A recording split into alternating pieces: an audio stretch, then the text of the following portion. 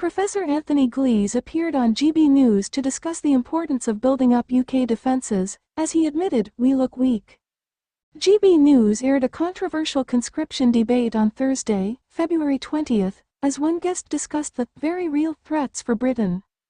Professor Anthony Glees was invited onto the program, where he was quizzed, "Is conscription a sensible idea in 2025 or not?" The academic responded, "Yes, it is a sensible idea. It's a sensible idea because it's a very necessary idea.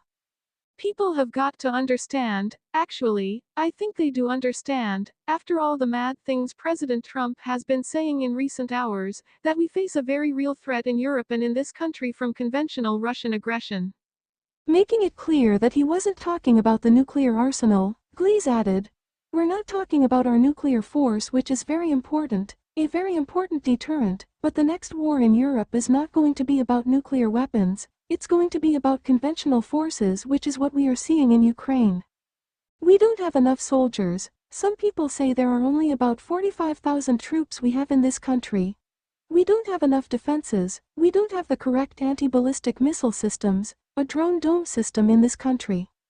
We are very weak. We look very weak, and what will impress Putin and deter him is if we start building up our conventional forces now and some form of conscription, a modern form of conscription, offering conscripts, for example, free university or college education, or help with their mortgages.